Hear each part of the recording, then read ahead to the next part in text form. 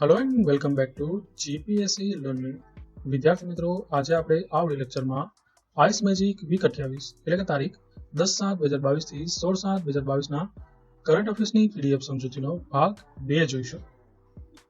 So without further due let's start the video. આજ રોજનો સર્વપ્રથમ ટોપિક છે મિશન વાત્સલ્ય.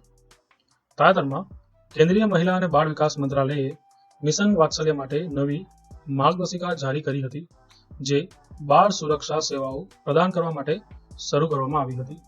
નવી માર્ગદર્શિકાની વાત કરવામાં આવે તો આ માર્ગદર્શિકા મુજબ રાજ્યોને કેન્દ્રીય ભંડોળ અને લાભો મેળવવા માટે મિશન વાત્સલ્યનું સત્તાવાર અને મૂળ નામ જાળવી રાખવા માટે કહેવામાં આવ્યું છે. એટલે કે ભંડોળની એક્સેસ મેળવવા માટે યોજનાનું મૂળ નામ બદલી શકાતું નથી. મિશન વાત્સલ્ય પ્રોજેક્ટ એપ્રુવલ બોર્ડ દ્વારા રાજ્યોને ફંડ મંજૂર કરવામાં આવશે. તેનું નેતૃત્વ WCD એટલે કે ministry of woman and child development સચિવ કરશે. પછી આ આપેલું છે કે જે અનુદાન જારી કરવા માટે રાજ્યો અને કેન્દ્ર શાસિત પ્રદેશો તરફથી પ્રાપ્ત વાર્ષિક યોજનાઓ અને નાણાકીય દરખાસ્તોની ચકાસણી કરશે અને તેને મંજૂર કરશે. તે 60-40 ના ગુણોત્તરમાં ફંડ શેરિંગ પેટર્ન સાથે રાજ્ય સરકારો અને કેન્દ્ર શાસિત પ્રદેશ પ્રશાસનોની ભાગીદારીમાં કેન્દ્રીય પ્રાયોજિત યોજના એટલે કે સેન્ટ્રલ સ્પોન્સર સ્કીમ તરીકે અમલમાં આવશે.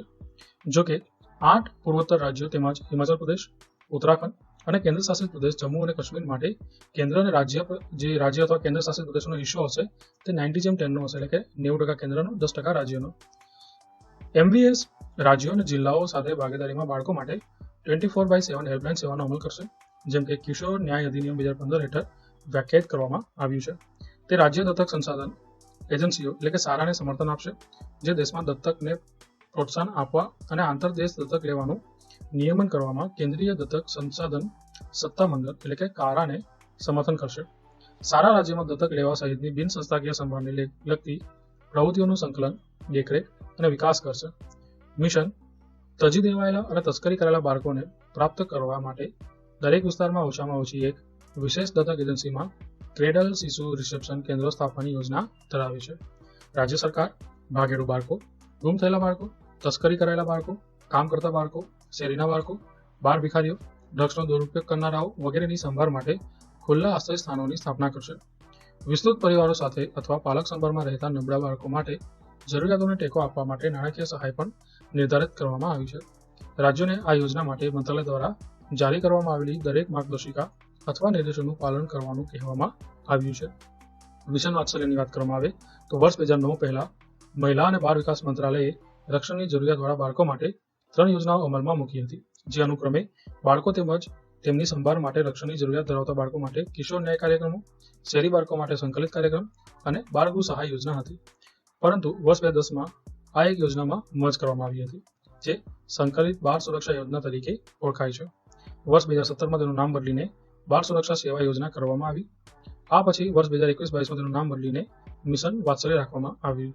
એટલે કે 2009માં જે યોજના શરૂ કરવામાં આવી હતી 3 યોજનાના સ્વરૂપે તેમને 2010માં મર્જ કરી 2017માં તેનું નામ બદલી અને હવે શું ઓળખાય છે તો કે હવે ઓળખાય છે મિશન વાત્સલ્ય. મિશન વાત્સલ્ય શું છે તેની વાત કરીએ તો દેશમાં બાળ સુરક્ષા સેવાઓ માટેની આ એક અમ્બ્રેલા યોજના છે, એટલે કે છત્ર યોજના છે. મિશન વાત્સલ્ય હેઠળના ઘટકોમાં વૈધાનિક સંસ્થાઓની કામગીરીમાં સુધારો, સેવા વિતરણ માળખાને મજબૂત બનાવવું, સંસ્થાકીય સેવાઓમાં વધારો, બિન સંસ્થાકીય સમુદાય આધારિત સંભાળને પ્રોત્સાહન, કટોકટીની પહોંચ અને તાલીમ ક્ષમતા નિર્માણ માટેની સેવાઓનો સમાવેશ થાય છે. તેના ઉદ્દેશોની વાત કરવામાં આવે તો દેશના દરેક બાળક માટે સ્વસ્થ અને સુખી બાળપણ સુનિશ્ચિત કરવું, બાળકો વિકાસ માટે પ્રતિભાશીલ, સહાયક અને સુમેળભર્યા ઇકોસિસ્ટમને પ્રોત્સાહન આપવું, રાજ્ય અને યુટીને કિશોર ન્યાય અધિનિયમ 2015ના આદેશને પહોંચાડવામાં મદદ કરવા માટે તેમને તેમની સંપૂર્ણ ક્ષમતા અને વાલીપણાના તમામ પાસાઓમાં સક્ષમ બનાવવા માટે સસ્ટેનેબલ ડેવલપમેન્ટ ગોલ્સ મદદ કરવાની તકો સુનિશ્ચિત કરવી. તે છેલ્લા ઉપાય તરીકે બાળકોના સંસ્થાકરણના સિદ્ધાંત પર આધારિત મુશ્કેલ પરિસ્થિતિઓમાં બાળકોની તથા કુટુંબ આધારિત મુશ્કેલ પરિસ્થિતિઓમાં કુટુંબ આધારિત બિન સંસ્થાકીય સંભાળને પ્રોત્સાહન આપે છે. હવે પછીનો આપણો નેક્સ્ટ ટોપિક છે વન સંરક્ષણ નિયમો 2022. તાજેતરમાં પર્યાવરણ, વન અને આબોહવા પરિવર્તન મંત્રાલયે વન સંરક્ષણ નિયમો 2022 બહાર પાડ્યા છે. તે વન સંરક્ષણ અધિનિયમ 1980ની કલમ 4 અને વન સંરક્ષણ નિયમો 2003ના અધિક્રમણ એટલે કે સુપરસેશનમાં પ્રદાન કરવામાં આવ્યું છે, એટલે કે આની જગ્યાએ લાગુ કરવામાં આવશે. વન સંરક્ષણ નિયમો 2022ની જોગવાઈઓ અહીંયા આપેલી છે. એમાંની સર્વપ્રથમ છે સમિતિઓની રચના. એક સલાહકાર સમિતિ રાજ્ય અને કેન્દ્ર શાસિત પ્રદેશોમાં એક સ્ક્રીનિંગ કમિટી અને રિજનલ એટલે કે પ્રાદેશિક અધિકાર પ્રાપ્તિની સમિતિની રચના મોનિટરિંગ હેતુઓ માટે કરવામાં આવશે. બીજું છે સલાહકાર સમિતિ એટલે કે જે સમિતિઓ છે તેમાં એક સલાહકાર સમિતિ છે. સલાહકાર સમિતિની ભૂમિકા કેન્દ્ર સરકાર દ્વારા ઉલ્લેખિત જંગલોના સંરક્ષણને લગતી કોઈપણ બાબતોના સંદર્ભમાં તેને સંદર્ભિત દરખાસ્તોના સંદર્ભમાં સલાહ આપવા અથવા ભલામણો કરવા અને સંબંધિત વિભાગો હેઠળ મંજૂરી આપવા સુધી મર્યાદિત છે. પછી છે પ્રોજેક્ટ સ્ક્રીનિંગ કમિટી.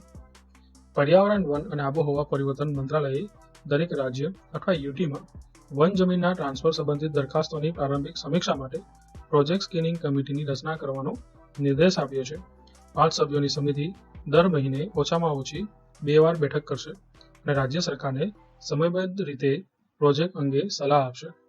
અહીં 5 થી 40 હેક્ટર વચ્ચેના તમામ બિન માઇનિંગ પ્રોજેક્ટની 60 દિવસની અંદર સમીક્ષા થવી જોઈએ અને આવા તમામ ખાણકામ પ્રોજેક્ટ્સની 75 દિવસની અંદર સમીક્ષા થવું જોઈએ. મોટા વિસ્તારોના પ્રોજેક્ટ માટે સમિતિને થોડો વધુ સમય મળે છે, જેમાં 100 હેક્ટરથી વધુના નોન માઇનિંગ પ્રોજેક્ટ્સ માટે 120 દિવસ અને માઇનિંગ પ્રોજેક્ટ્સ માટે 150 દિવસનો સમાવેશ થાય છે. વધુમાં અહીંયા જે પ્રાદેશિક અધિકાર પ્રાપ્તિ સમિતિ છે તેની વાત કરવામાં આવી છે. 40 હેક્ટર સુધીની જમીન પરના તમામ લેખીય પ્રોજેક્ટ્સ એટલે કે હાઈવે અને રસ્તાઓની વાત કરી છે. આ ઉપરાંત 0.7 ગિત્તા સુધી જંગલની જમીનનો ઉપયોગ કરનાર પ્રોજેક્ટ્સની તપાસ કરવા માટે એક સંકલિત પ્રાદેશિક કાર્યાલયની સ્થાપના કરવામાં આવશે. વધુમાં અહીંયા દંડ અંગેના નિયમોમાં ફેરફાર કરવામાં આવ્યો છે. પર્યાવરણ, વન અને આબોહવા પરિવર્તન મંત્રાલયે ઓછા ગંભીર ઉલ્લંઘન માટે સજા તરીકે કેદને દૂર કરવાની દરખાસ્ત કરી છે. જેલની સજાને નાણાકીય સજા દ્વારા બદલવામાં આવી છે. જોકે પર્યાવરણ સુરક્ષા અધિનિયમના ગંભીર ઉલ્લંઘનો જેના કારણે ગંભીર ઈજા અથવા જાનહાનિ થાય તો તેને ભારતીય દંડ સંહિતાની જોગવાઈ હેઠળ આવરી લેવામાં આવશે. વધુમાં નોંધ આપેલી છે કે પર્યાવરણ સુરક્ષા અધિનિયમ 1986 બંધારણની કલમ 253 હેઠળ ઘડવામાં આવ્યો હતો. આ કાયદો વર્ષ 1986માં અમલમાં આવ્યો હતો.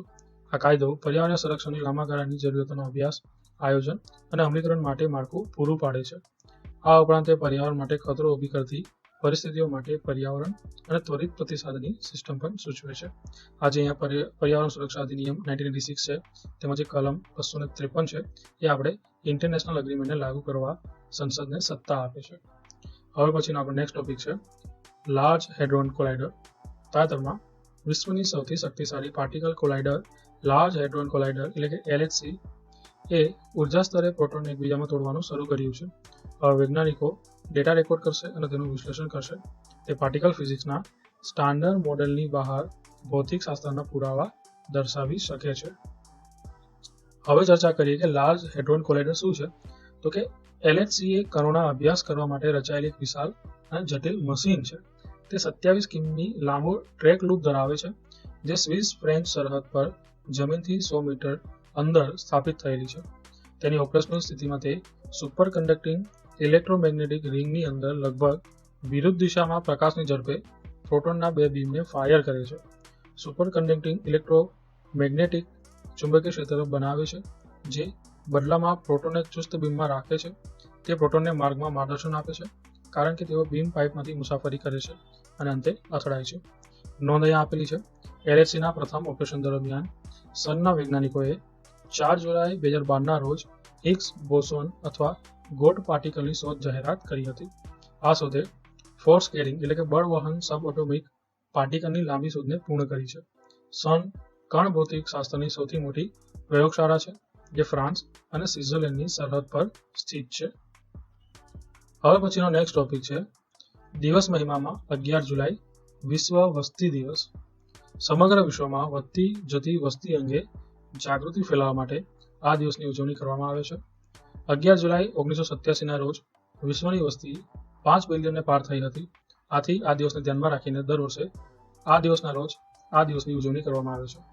એ સમયે ડોક્ટર કેસી ઝાચારિયા દ્વારા આ દિવસની ઉજવણીનું સૂચન કરવામાં આવ્યું હતું.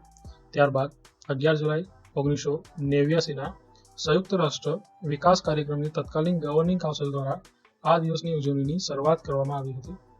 ત્યારથી દર વર્ષે 11 જુલાઈના રોજ આ દિવસની ઉજવણી કરવામાં આવે છે અને 2022ની તેની થીમ છે a world of 8 billion towards a resilient future for all, harnessing opportunities and ensuring right and choice for all. હવે વાત કરીએ વિશ્વ જનસંખ્યા સંભાવના 2022. યુએન એટલે કે સંયુક્ત રાષ્ટ્રની વિશ્વ જનસંખ્યા સંભાવના વર્લ્ડ પોપ્યુલેશન પ્રોસ્પેક્ટ રિપોર્ટની 2022ની આવૃત્તિ અનુસાર ભારત 2023માં ચીનને પાછળ છોડીને વિશ્વમાં સૌથી વધુ વસ્તી ધરાવતો દેશ થઈ જશે તેવું અનુમાન કરવામાં આવ્યું છે. આ જે રિપોર્ટ છે આ રિપોર્ટના મુખ્ય ધારણોમાં પ્રથમ છે વસ્તી વૃદ્ધિ પરંતુ વૃદ્ધિ દર ઓછો.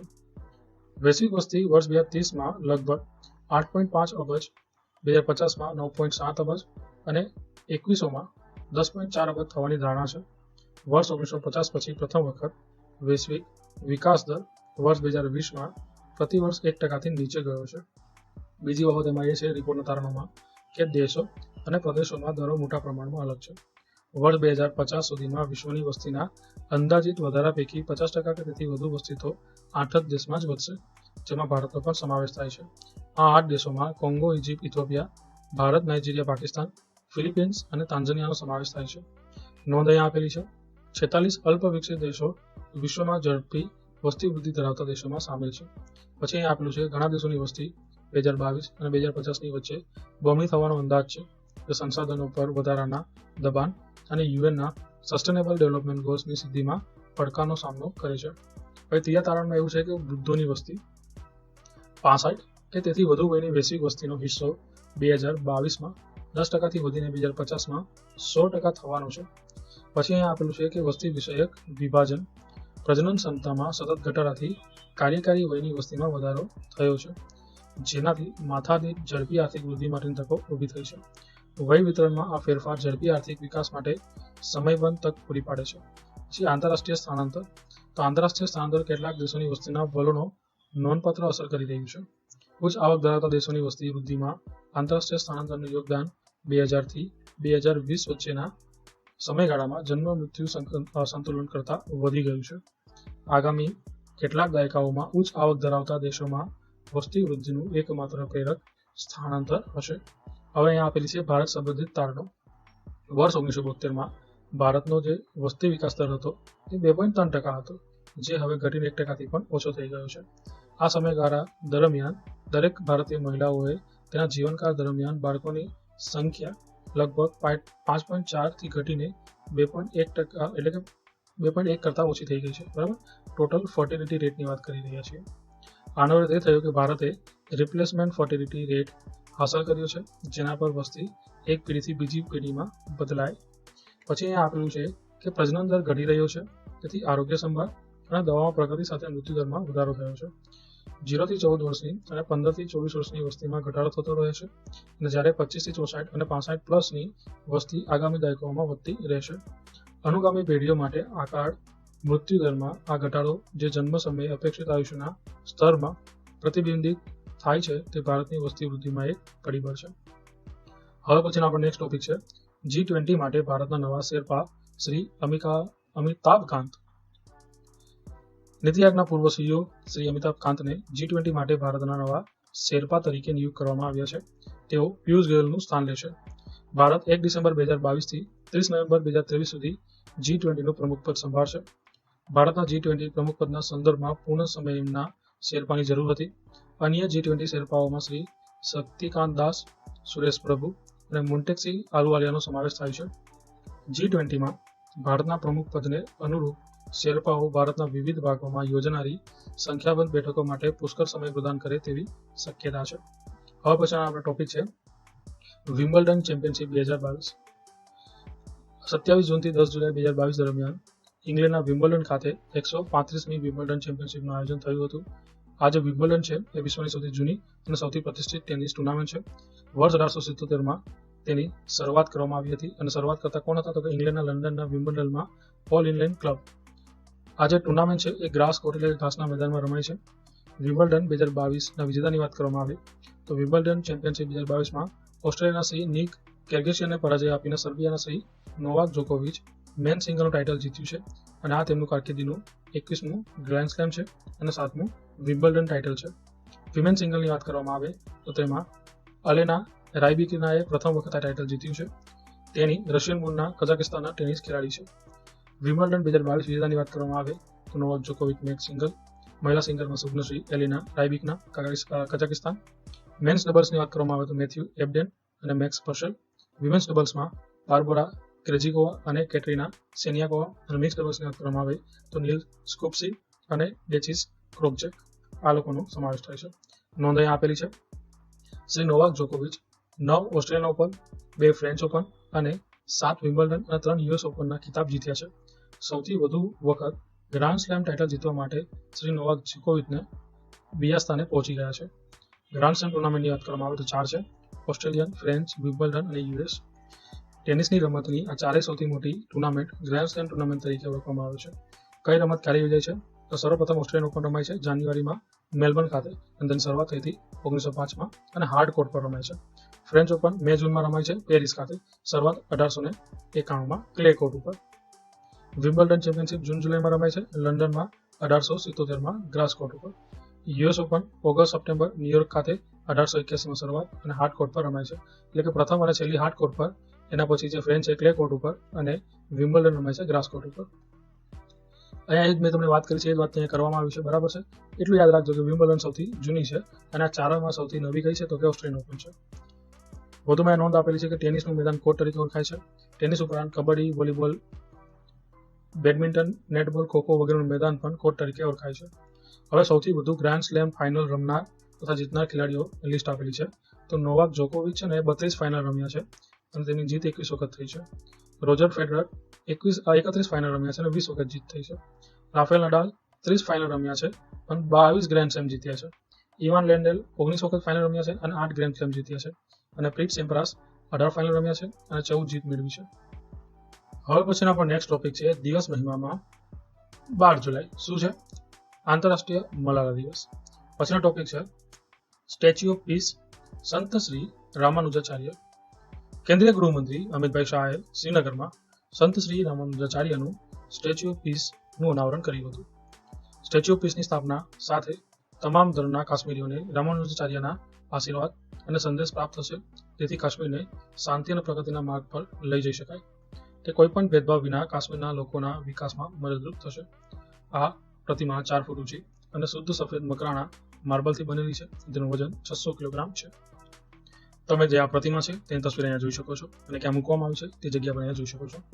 સંત શ્રી રામાનુજાચાર્યનો કાશ્મીર સાથેનો સંબંધની વાત કરવામાં આવે તો 11મી સદીમાં બ્રહ્મસૂત્ર પરનો ગ્રંથ બોધાયતી વૃત્તિ નામના એક મહત્વપૂર્ણ પાંડુલિપિ પ્રાપ્ત કરવા માટે તેઓ કાશ્મીર ગયા હતા. બોધાયન વૃત્તિ બ્રહ્મસૂત્રના સૌથી અધિકૃત અર્થઘટન તરીકેની પ્રતિષ્ઠા ધરાવે છે. તેમના શિષ્ય કુરેશા તેમની સાથે હતા અને તેમણે સમગ્ર લખાણને તેમની સ્મૃતિમાં સમાવી લીધું, કારણ કે સ્થાનિક વિદ્વાનોએ સંત શ્રી રામાનુજાચાર્યને પાંડુલિપિ લઈ જવાની મંજૂરી આપી ન હતી. શ્રી રામાનુજાચાર્યની વાત કરવામાં આવે તો ઈસવીસન 1070માં તમિલનાડુના શ્રી પેરાબંદુર ખાતે તેમનો જન્મ થયો હતો. તેઓ એક સંત અને સમાજ સુધારક હતા. જન્મ સમયે તેનું નામ લક્ષ્મણ હતું. તેઓ ઇલિયા પેરીમલ તરીકે પણ જાણીતા હતા, જેનો અર્થ થાય છે તેજસ્વી. તેમને સમાનતા અને સામાજિક ન્યાયની હિમાયત કરતા સમગ્ર ભારતમાં પ્રવાસ કર્યો હતો. તેમને વેદ અને વેદાંતોનો ઊંડો અભ્યાસ કર્યો હતો. તેમણે વિશિષ્ટાદ્વૈતનો સિદ્ધાંત આપ્યો હતો. તેમના કહેવા મુજબ જીવાત્મા અને બ્રહ્મ એક નથી. જીવાત્મા બ્રહ્મનું શરીર છે તથા બ્રહ્મ તેમનો આત્મા છે, એટલે કે બંને અલગ અલગ વસ્તુ છે. તેમણે 9 શાસ્ત્રોની રચના કરી જે 9 રત્ન તરીકે ઓળખાયા. વૈદિક શાસ્ત્રો પર અનેક ભાષ્યોની રચના કરી. રામાનુજાચાર્યએ વિશિષ્ટ દ્વૈતવાદના સિદ્ધાંત પર એક ભાષ્ય લખ્યું હતું જે શ્રી ભાષ્ય તરીકે ઓળખાય છે. તેમણે વેદાંત સારમુ, વેદાંત સંગ્રહમ, વેદાંત દીપક તથા ભગવદ્ ગીતા અને બ્રહ્મસૂત્ર પર ભાષ્ય લખ્યા હતા. તેમના ભક્તિમાર્ગથી પ્રભાવિત થઈને તિરુચિરાપલ્લીથી જૈન ધર્મી રાજાએ વૈષ્ણવ ધર્મ અપનાવ્યો હતો.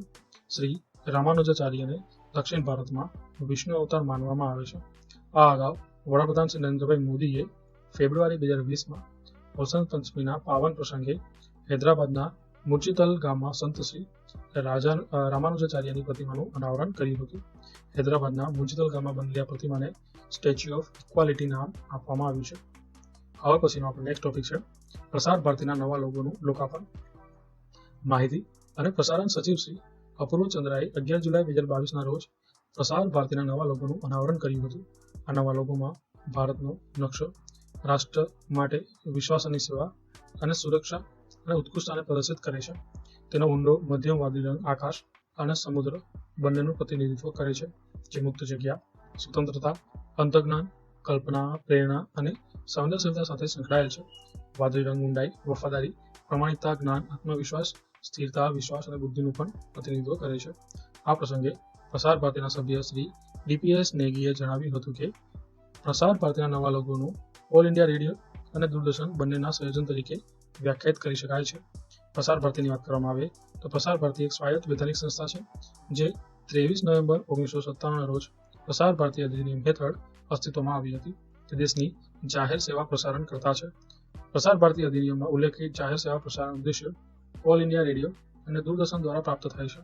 નોંધનીય છે કે આ બંને અગાઉ માહિતી અને પ્રસારણ મંત્રાલય હેઠળ મીડિયા યુનિટ તરીકે કામ કરતા હતા અને પ્રસાર ભારતીની સ્થાપના પછી તેના ઘટક બન્યા હતા.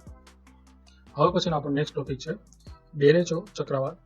તાજેતરમાં અમેરિકાના કેટલાક રાજ્યોમાં ડેરેચો નામનું વાવાઝોડું ત્રાટક્યું હતું, જેના કારણે આકાશનો રંગ લીલો થઈ ગયો હતો. ડેરેચો સામાન્ય રીતે મધ્ય અને પૂર્વીય અમેરિકાના ભાગોમાં જોવા મળે છે. વર્ષ 2009માં એક સુપર ડેરેચો જોવા મળ્યું હતું, જે અત્યાર સુધીનો સૌથી ઝડપી અને અસામાન્ય ડેરેચો હતો. તે કેન્સાસથી કેટુકી વચ્ચે યોજાયો હતો અને આજે કેન્સાસથી કેટુકી છે ત્યાં સુધી 170 કિલોમીટર પ્રતિ કલાકની ઝડપે પવન ફૂંકાયો હતો. સૌપ્રથમ દસ્તાવેજીકૃત ડેરેચો 2010માં રશિયામાં જોવા મળ્યું હતું, જેની અસરો જર્મની અને ફિનલેન્ડમાં અને તાજેતરમાં બલ્ગેરિયામાં જોવા મળી છે.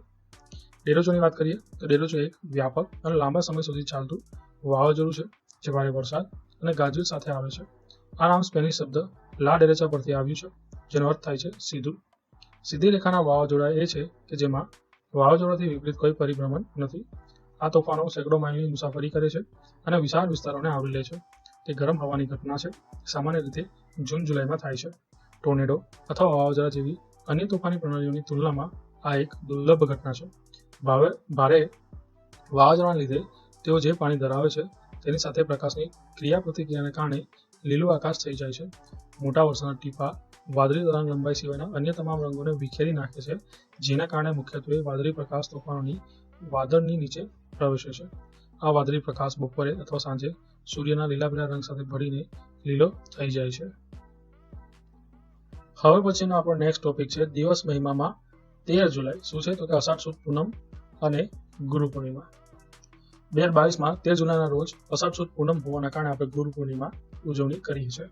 ભારતમાં આદિ શંકરાચાર્ય દ્વારા શરૂ થયેલી ગુરુ શિષ્ય પરંપરામાં તેમજ ભારતમાં આદિકાળથી ચાલી આવતી આધ્યાત્મિક પરંપરામાં ગુરુ પૂર્ણિમાનો વિશેષ મહિમા છે.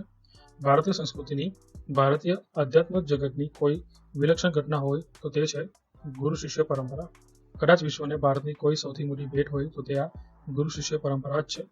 ભારતના ગૌરવવંતા ઇતિહાસમાં વાલિયા રૂટામાંથી વાલ્મીકી ઋષિ, બહારવટિયા જેસલમાંથી જેસલપીર, શિવામાંથી છત્રપતિ શિવાજી મહારાજ અને નરેન્દ્રમાંથી સ્વામી વિવેકાનંદનો પ્રાદુર્ભાવ એ આ ગુરુ શિષ્ય પરંપરાના જ નેતરિયા મોતી છે. નોંધ અહીંયા આપેલી છે. ગુરુ પૂર્ણિમાના દિવસે મહાભારતના રચયિતા મહર્ષિ વ્યાસનો જન્મદિવસ હોવાથી આ પૂર્ણિમાને વ્યાસ પૂર્ણિમા તરીકે પણ ઓળખવામાં આવે છે. હવે પછીનો નેક્સ્ટ ટોપિક છે યુથ ઇન ઇન્ડિયા 2022 રિપોર્ટ. તાજેતરમાં આંકડા અને કાર્યક્રમ અમલીકરણ મંત્રાલયે યુથ ઇન ઇન્ડિયા 2022 રિપોર્ટ બહાર પાડ્યો છે. તે દર્શાવે છે કે યુવાનોની વસ્તી ઘટી રહી છે, જ્યારે વર્ષ 2021થી 36 દરમિયાન વૃદ્ધોની હિસ્સેદારી વધવાની ધારણા છે. પ્રજનન ક્ષમતામાં સતત ઘટાડાથી કાર્યકારી વયની વસ્તીમાં વધારો થયો છે, જેનાથી માથાદીઠ ઝડપી આર્થિક વૃદ્ધિ માટેની તકો ઊભી થઈ છે.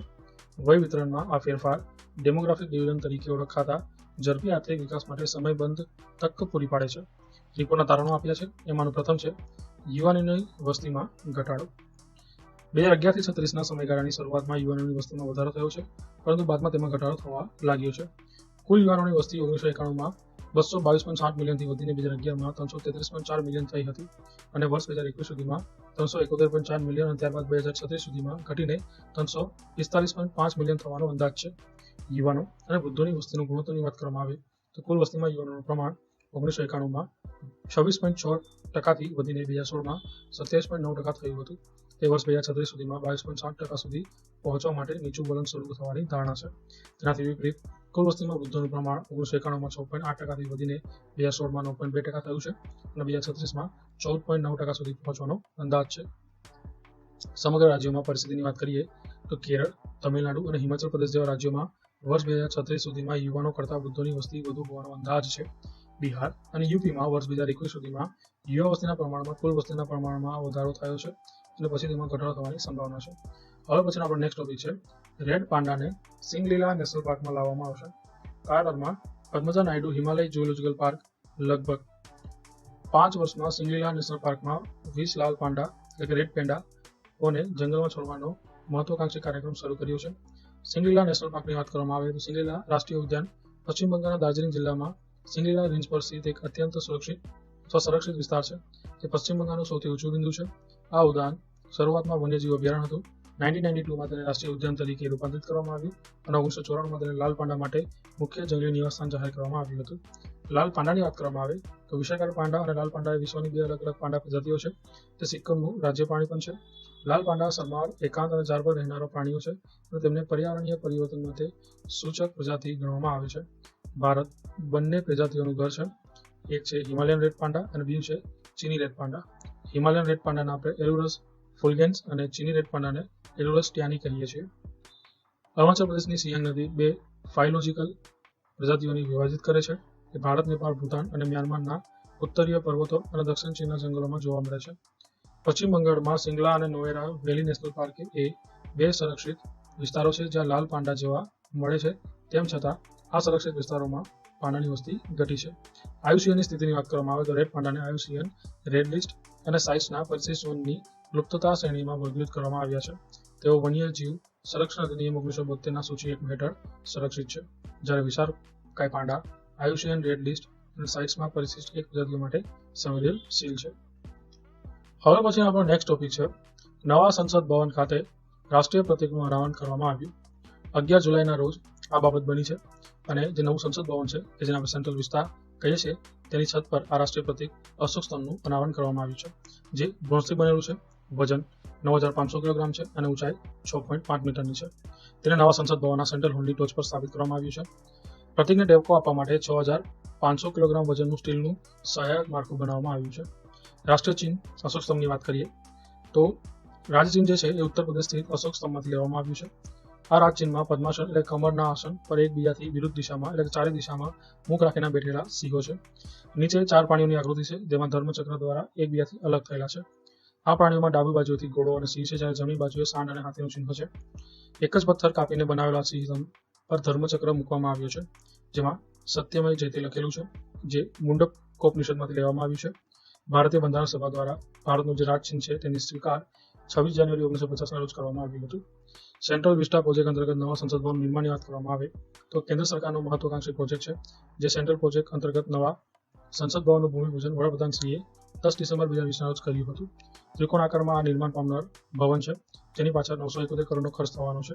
આ જે નવા ભવનની ડિઝાઇન છે એ અમદાવાદની એચસીપી મેનેજમેન્ટે તૈયારી કરી છે અને ભવનનું નિર્માણનો કોન્ટ્રાક્ટ કોણે આપ્યો છે તો કે ટાટા પ્રોજેક્ટ્સને આપવામાં આવ્યો છે.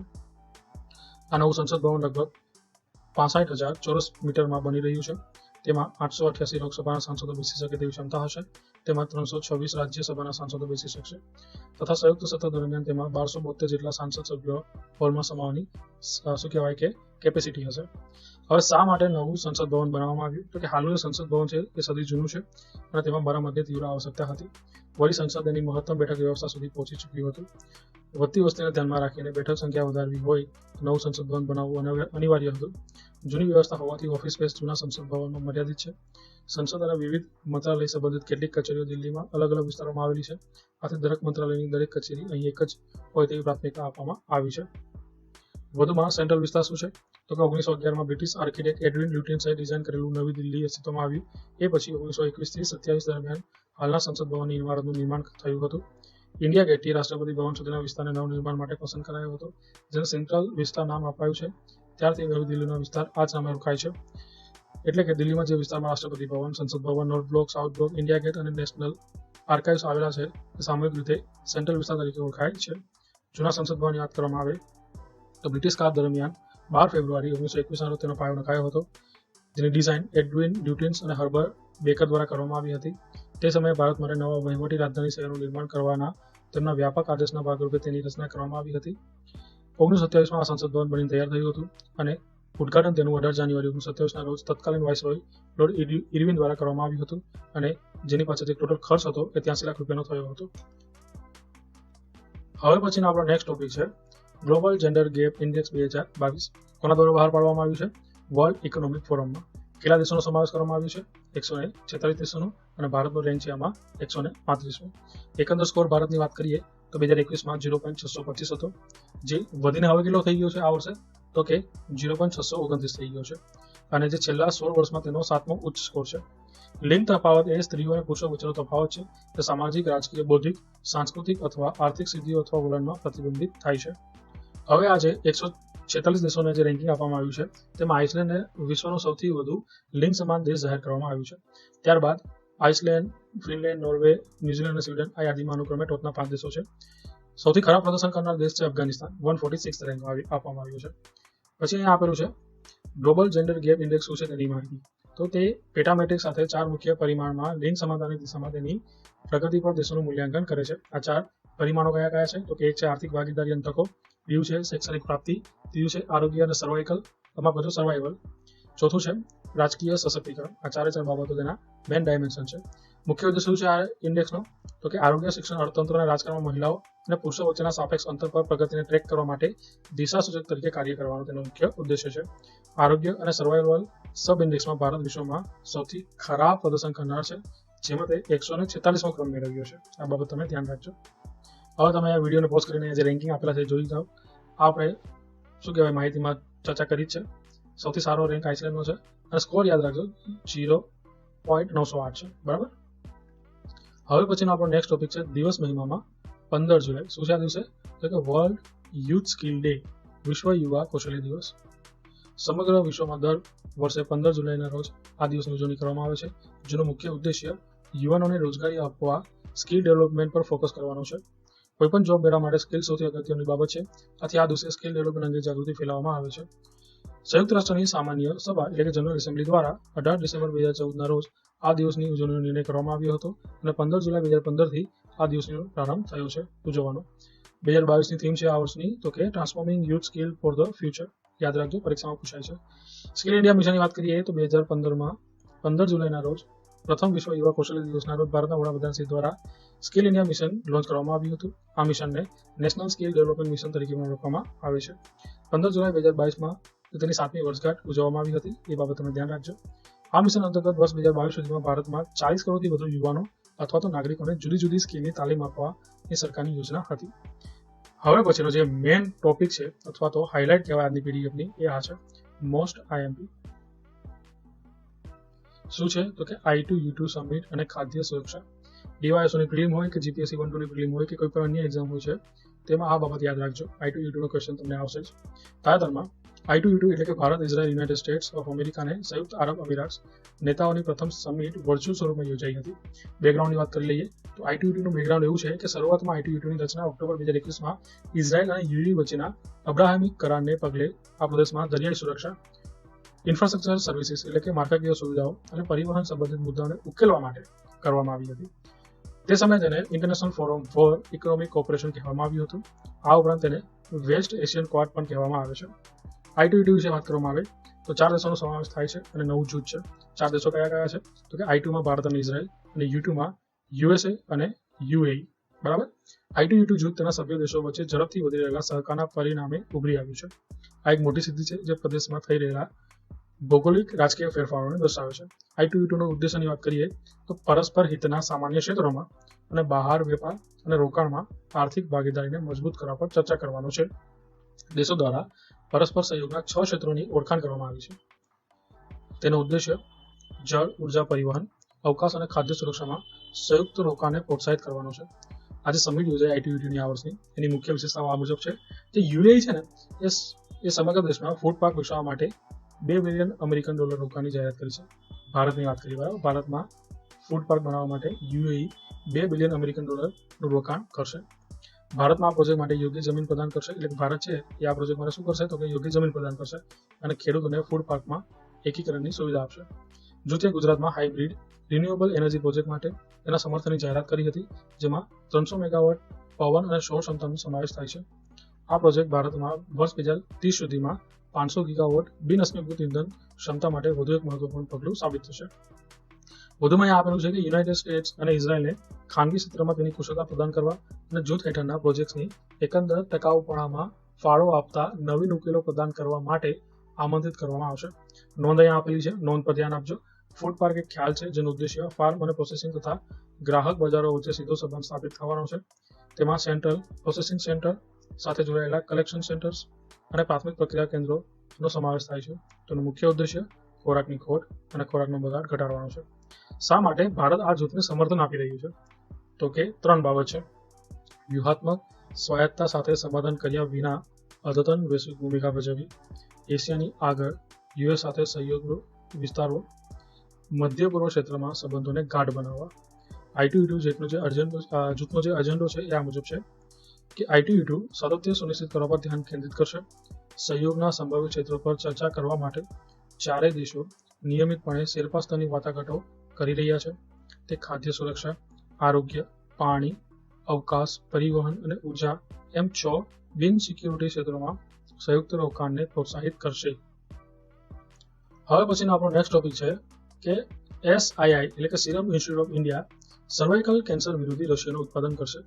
તાજેતરમાં SIIના CEO શ્રી આદર પૂનાવાલાએ મહિલાઓમાં સર્વાઇકલ કેન્સર એટલે કે ગર્ભાશયનું કેન્સરની રોકથામ માટે તેની સ્વદેશી રીતે વિકસિત રસી બહાર પાડવાની કંપનીની યોજનાની જાહેરાત કરી. DCGI એટલે કે ડ્રગ્સ કંટ્રોલ જનરલ ઓફ ઇન્ડિયાએ સર્વાઇકલ કેન્સર વેક્સિન બનાવવા માટે સિરમ ઇન્સ્ટિટ્યૂટ ઓફ ઇન્ડિયાને બજાર અધિકૃતતા આપી છે. સર્વાઇકલ કેન્સરને રોકવા માટે ભારતમાં આ પ્રથમ ક્વાડ્રિવેલેન્ટ હ્યુમન પોપિલોમા વાયરસ રસી હશે. DCGIએ COVID-19 રસી પર Central Drugs Standard Control Organisation DSCOની વિષય નિષ્ણાત સમિતિની ભલામણને પગલે સિરમ ઇન્સ્ટિટ્યૂટ ઓફ ઇન્ડિયાને બજાર અધિકૃતતા આપી છે. નોંધનીય છે કે સર્વાઇકલ એ ભારતમાં મહિલાઓમાં બીજા નંબરનું સૌથી સામાન્ય કેન્સર છે, જોકે તે અટકાવી શકાય તેવું છે. હવે પછીનો આપણો નેક્સ્ટ ટોપિક છે દિવસ મહિનામાં 16 જુલાઈ શું છે તો કે વર્લ્ડ સ્નેક ડે, વિશ્વ સાપ દિવસ. પછી છે NIRF ઇન્ડિયા રેન્કિંગ 2022 ઇમ્પોર્ટન્ટ છે, યાદ રાખજો. કેન્દ્રીય શિક્ષણ મંત્રી સાહેબનું નામ શું છે તો કે ધર્મેન્દ્ર પ્રધાન. તેમના દ્વારા 15 જુલાઈ 2022ના રોજ નેશનલ ઇન્સ્ટિટ્યુશનલ રેન્કિંગ ફ્રેમવર્ક દ્વારા સ્થાપિત ઇન્ડિયા રેન્કિંગ 2022 બહાર પાડ્યું છે, જેમાં વર્ષ 2022 માટે કુલ 11 કેટેગરીમાં ભારતની શિક્ષણ સંસ્થાઓને રેન્ક આપવામાં આવ્યો છે. NIRF રેન્કિંગમાં ભાગ લેતી કોલેજો અથવા યુનિવર્સિટીઓ અથવા સંસ્થાઓની સંખ્યા દર વર્ષે વધી રહી છે. વર્ષ 2022માં 7,000થી વધુ સંસ્થાઓએ તેમાં ભાગ લીધો છે. આ રેન્કિંગમાંથી ઓવરઓલ કેટેગરીમાં ભારતની સૌથી શ્રેષ્ઠ 100 શિક્ષણ સંસ્થાઓમાં IIT મદ્રાસ પ્રથમ ક્રમે છે, જ્યારે Indian Institute of science Bengaluru બીજા અને IIT બોમ્બે ત્રીજા ક્રમે છે. આ રેન્કિંગની જે ઓવરઓલ કેટેગરી છે તેમાં ભારતની સૌથી શ્રેષ્ઠ 100 શિક્ષણ સંસ્થાઓમાં ગુજરાતની ફક્ત 2 સંસ્થાઓનો સમાવેશ થાય છે, જેમાં 37મા ક્રમે છે IIT ગાંધીનગર અને 73મા ક્રમે છે ગુજરાત યુનિવર્સિટી. જ્યારે આ રેન્કિંગમાં જે મેનેજમેન્ટ કેટેગરી છે ને તેમાં મેનેજમેન્ટ કેટેગરીમાં IIM અમદાવાદ પ્રથમ ક્રમે છે. બરાબર, ઓવરઓલ કેટલી કેટેગરી છે તો 11 કેટેગરી છે. હવે ટોપ 100 ઇન ઓવરઓલ રેન્કિંગ જે છે તે અહીંયા તમને આપેલું છે. તમિલનાડુની IIT મદ્રાસ ચેન્નઈ ખાતે, એ ઇમ્પોર્ટન્ટ છે, એ યાદ રાખજો. અને ઓવરઓલ રેન્કિંગમાં 37મા ક્રમે IIT ગાંધીનગર અને GU અમદાવાદ 73મા ક્રમે છે, એટલું યાદ રાખજો. પછી અહીંયા આપેલું છે કે ઓવરઓલ ઉપરાંત અન્ય 10 કેટેગરીમાં પ્રથમ ક્રમે રહેલી ભારતની શિક્ષણ સંસ્થાઓ અને જે તે કેટેગરીમાં સમાવેલી ગુજરાતની શિક્ષણ સંસ્થાઓના નામ નીચે પ્રમાણે છે. હવે ટોપ 100 યુનિવર્સિટીની વાત કરીએ તો પ્રથમ ક્રમે છે કર્ણાટકની IISc બેંગલુરુ અને એમાં ગુજરાતની ટોપ નંબરે કઈ છે તો 58મા ક્રમે આવે છે GU અમદાવાદ ગુજરાત. ટોપ 100 યુનિવર્સિટીની વાત કરી છે એમાં ગુજરાતની GU 58મા ક્રમે છે. હવે ટોપ 200 એન્જિનિયરિંગ કોલેજીસની વાત કરી છે તો કે IIT મદ્રાસ ચેન્નઈ તમિલનાડુ ટોપ પર છે. ગુજરાતની વાત કરીએ તો 23મા ક્રમાંકે છે. એન્જિનિયરિંગ કોલેજની વાત કરી છે, ઓવરઓલમાં ગુજરાતમાં જે IIT ગાંધીનગર હતી એ 37મા રેન્કિંગ હતી, જ્યારે એન્જિનિયરિંગની વાત કરીએ તો 23મા ક્રમે છે. બરાબર, પછી છે Sardar Vallabhbhai national Institute of technology Surat ને એ બધી એટલું ડીપ જવાની આપણે જરૂર નથી. પછી બીજી રેન્કિંગ છે એ મેનેજમેન્ટની છે તો કે IIM અમદાવાદ ટોપ હોય જ. બરાબર, અને પછી બીજી આવે છે માઇકા અમદાવાદ 45મા રેન્કિંગ. પછી ફાર્મસી કોલેજીસની વાત કરીએ તો દિલ્હીમાં આવેલી જામિયા હમદર્દ બરાબર ટોપ ફાર્મસીમાં રેન્ક 1 પર છે. ગુજરાતની ઇમ્પોર્ટન્ટ છે National Institute of Pharmaceutical Education Research Gandhinagar 10મા રેન્કિંગ છે, આ યાદ રાખજો. પછી વાત કરીએ ટોપ 30 લો કોલેજીસની તો પહેલા રેન્કે છે ને national law school of India university Bengaluru છે. 8મા રેન્કે છે ને Gujarat national law university Gandhinagar છે, એ વાત યાદ રાખજો. પછી ટોપ 100 કોલેજીસની વાત કરી છે તો મિરાન્ડા હાઉસ દિલ્હી, ફર્સ્ટ રેન્કે છે. ગુજરાતની 52મા ક્રમે આવેલી સેન્ટ ઝેવિયર્સ કોલેજ અમદાવાદ છે. ટોપ 100 કોલેજીસની વાત કરીએ તો પછી વાત કરીએ તો ટોપ 50 ઇન મેડિકલ સંસ્થાઓની વાત કરીએ તો all India medical science new Delhi પ્રથમ ક્રમે છે અને ગુજરાતની જે આપણે Gujarat cancer and research institute છે અમદાવાદની એ 37મા રેન્કે છે. હવે ટોપ 30 ઇન આર્કિટેક્ચરની વાત કરીએ તો Indian Institute of Technology Roorkee Uttarakhand એ પ્રથમ રેન્કે છે, જ્યારે ગુજરાતની નિર્માણ યુનિવર્સિટી જે છે અમદાવાદમાં આવેલી એ 21મા રેન્કે છે. પછી ટોપ 40 ઇન ડેન્ટલની વાત કરીએ તો Savita institute of medical and technical science Chennai પ્રથમ ક્રમે છે. ગુજરાતની કંકાવતી યુનિવર્સિટી ગાંધીનગર એ આમાં 31મા રેન્કે છે.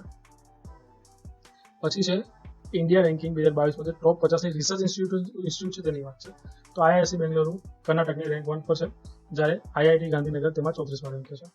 વધુમાં ડેટા આપેલું છે કે કયા માપદંડોને આધારે આ રેન્ક આપવામાં આવે છે. તો ભારતમાં વિવિધ શિક્ષણ સંસ્થાઓને 5 માપદંડના આધારે રેન્ક આપવામાં આવે છે.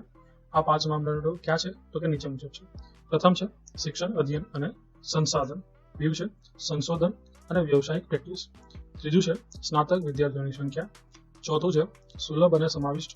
પાંચમું છે પરસેપ્શન એટલે કે ધારણા.